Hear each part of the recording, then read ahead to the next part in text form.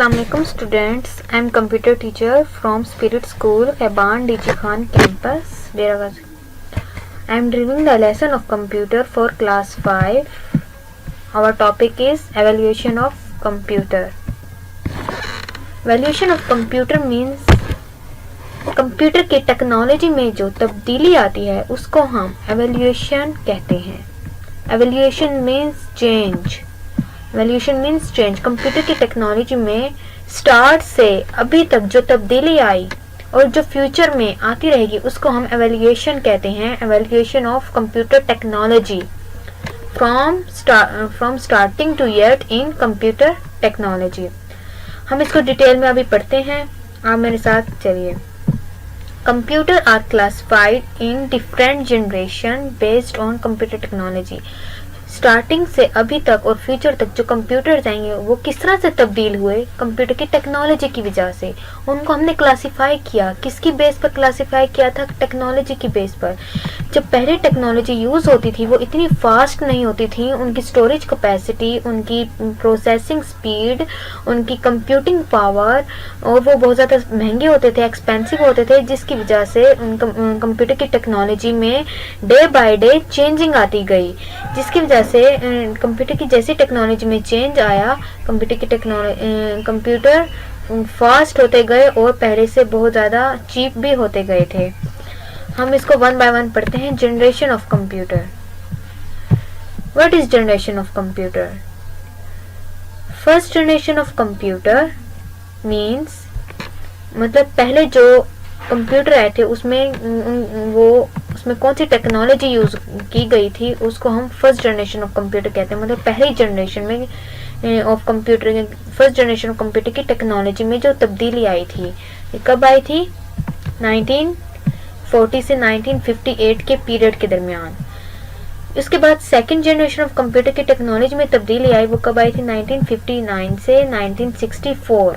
इसी तरह one by one जब जनरेशन ये जो तब्दीली आती गई थी टेक्नोलॉजी में इन्हांसमेंट होती गई थी, जैसे जैसे टेक्नोलॉजी में इम्प्रूवमेंट आती गई जनरेशन में भी चेंज आता गया था.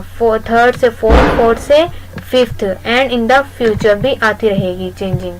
हम इनकी टेक्नोलॉजी को वन बाय वन पढ़ते हैं कि फर्स्ट जनरेशन ऑफ कंप्यूटर में कौन सी टेक्नोलॉजी यूज हुई थी कंप्यूटर में, सेकंड जनरेशन में कौन सी टेक्नोलॉजी यूज हुई थी, थर्ड में कौन सी और फोर्थ में और फिफ्थ में कौन सी हुई थी. इसको हम वन बाय वन डिटेल में पढ़ते हैं. हम इसकी टेक्नोलॉजी को कंप्यूटर की टेक्नोलॉजी में जो चेंजिंग आई थी हम ये इस टेबल में इसको डिस्कस करते हैं. अभी मेरे साथ देखें. जैसे ये है जनरेशन. इस टेबल में first generation of computer time period क्या है? 1940 टू 1958.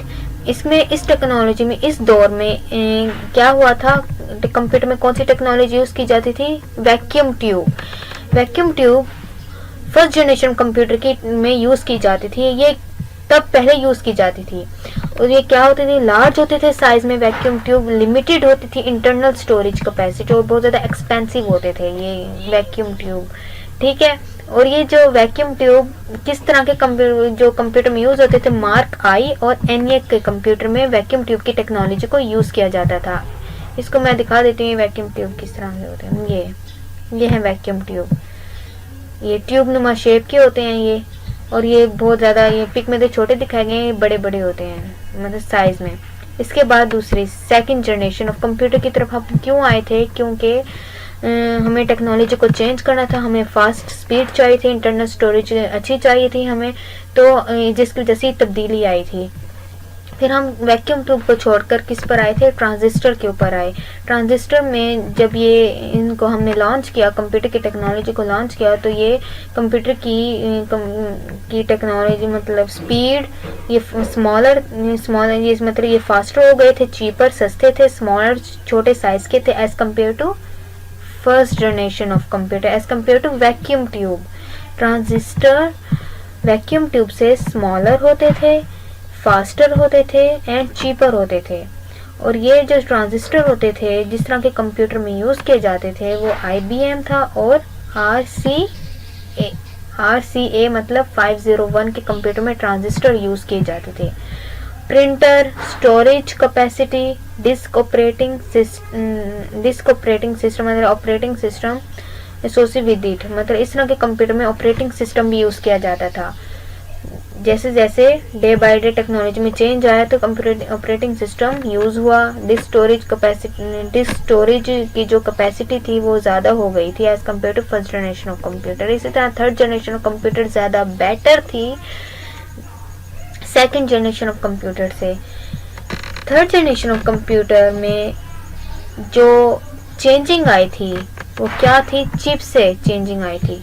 चिप के थ्रू, इंटीग्रेटेड सर्किट के थ्रू कंप्यूटर की टेक्नोलॉजी में चेंजिंग आई। और चिप मतलब आईसी किसमें यूज़ किए जाते थे, IBM 360, 370 सीरीज, ये मतलब ये कंप्यूटर का नेम है। IBM कंप्यूटर का नेम है। IBM वाले कंप्यूटर में इंटीग्रेटेड सर्किट यूज़ किए जाते थे। जो इंटीग्रेटेड सर्किट का क्या था, ग्रेटर स्टोरेज कैपेसिटी को बढ़ा देना। मतलब जो डाटा स्टोर करते थे ना हम कंप्यूटर में, वो जो स्टोरेज कैपेसिटी थी वो ज़्यादा हो गई थी। जो भी डाटा स्टोर किया जाता था कंप्यूटर के अंदर वो ज़्यादा से ज़्यादा डाटा को स्टोर करते थे आईसी। सेकंड जनरेशन में इस तरह नहीं होता था, वो कम डाटा स्टोर करते थे, जबकि आईसी ज़्यादा डाटा स्टोर करते थे। सेकंड जनरेशन में ट्रांजिस्टर यूज़ होते थे, और जबकि इंटीग्रेटेड सर्किट थर्ड जनरेशन में यूज़ होते हैं, ये ज़्यादा बेटर थे। इस तरह फोर्थ जनरेशन ऑफ कंप्यूटर में माइक्रो प्रोसेसर का यूज़ हुआ। माइक्रो प्रोसेसर कब आए थे, 1971 टू प्रेजेंट। अभी माइक्रो प्रोसेसर ज़्यादा बेटर थे as compare to integrated circuit से ज़्यादा बेटर थे। माइक्रो प्रोसेसर ज़्यादा बेहतर थे as compare to integrated circuit. ये वेरी लार्ज स्केल के होते थे। इंटीग्रेटेड सर्किट से बहुत ज़्यादा बड़े होते थे, मतलब माइक्रो प्रोसेसर। और इंक्रीज कंप्यूटिंग पावर, इसमें कंप्यूटिंग पावर इंक्रीज हुई, मतलब कैलकुलेशन करने की जो स्पीड थी वो ज़्यादा हो गई थी। स्टोरेज, डाटा को स्टोर करने की कैपेसिटी ज़्यादा हो गई थी फोर्थ जनरेशन में आकर, क्योंकि ज़्यादा से ज़्यादा काम होता था, तो ज़्यादा से ज़्यादा डिमांड्स भी ज़्यादा हो गई थी कि स्टोरेज कैपेसिटी ज़्यादा हो, कंप्यूटर में कैलकुलेटिंग पावर ज़्यादा हो। तो इसकी एग्जांपल क्या है, आजकल के लैपटॉप्स एंड मॉडर्न पीसीज इसकी एग्जांपल है। आजकल के जो जितने भी लैपटॉप्स एंड पीसी वगैरह यूज़ किए जा रहे हैं उसमें माइक्रो प्रोसेसर यूज़ होता है, जो कि प्रोसेसिंग पावर को बढ़ा देता है। उसकी जो प्रोसेसिंग स्पीड है वो ज़्यादा हो जाती है, स्टोरेज कैपेसिटी ज़्यादा हो जाती है, कैलकुलेटिंग पावर ज़्यादा हो जाती है माइक्रो प्रोसेसर को यूज़ करने से। और इसके बाद हम आ जाते हैं फिफ्थ जनरेशन ऑफ कंप्यूटर में। फिफ्थ जनरेशन ऑफ कंप्यूटर में 1989 से फ्यूचर तक चलेंगी ये टेक्नोलॉजी, फ्यूचर तक जाएगी।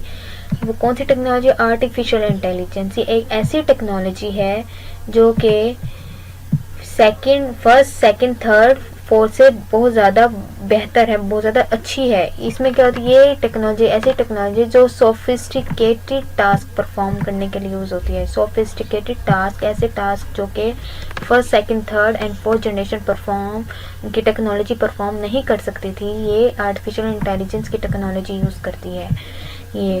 ये क्या, इसमें क्या होता है, think, behave and react, that type of task are performed with artificial intelligence. artificial intelligence एक ऐसी, ये वाली जो टेक्नोलॉजी होती थी वो Cray 1 के जो कंप्यूटर होते थे उनमें यूज़ की जाती थी। इसमें हाई स्पीड ज़्यादा हो गई थी, स्टोरेज कैपेसिटी ज़्यादा हो गई थी, ability to carry sophisticated operation. ये सोफिस्टिकेटेड ऑपरेशन परफॉर्म करवाते थे हम इस टेक्नोलॉजी से, आर्टिफिशियल इंटेलिजेंस की टेक्नोलॉजी से। ठीक है स्टूडेंट्स, इसके बाद हम आ जाते हैं, हम देख लेते हैं कि वैक्यूम ट्यूब किस तरह के दिखते हैं। ये वैक्यूम ट्यूब, ट्रांजिस्टर इस तरह से होते हैं। इसके बाद आईसीज देख लेते हैं हम, आईसी की लुक इस तरह से होती है। ऊपर चलते हैं हम, फर्स्ट जनरेशन ऑफ कंप्यूटर में हमने देखा वैक्यूम ट्यूब यूज़ हुए, सेकेंड में ट्रांजिस्टर यूज़ हुए, थर्ड में आईसी यूज़ हुए जो कि ज़्यादा बेहतर थे as compare to first and second से। थर्ड में माइक्रो प्रोसेसर यूज है जो कि और ज़्यादा बेहतर थे as compare to integrated circuit and transistor vacuum tube. Then artificial intelligence, ये अभी तक अभी भी यूज़ की जा रही है और फ्यूचर में भी यूज़ की जाएगी, लेकिन स्टिल येट अभी तक जो यूज़ किए जा रहे हैं वो माइक्रो प्रोसेसर हैं जो आजकल के मॉडर्न पीसी में यूज़ किए जाते हैं। ठीक है स्टूडेंट्स, ये जो लेसन है आप इसको अच्छे से पढ़िएगा, इसको याद करिएगा। अल्लाह हाफिज़, टेक केयर, अल्लाह हाफिज़।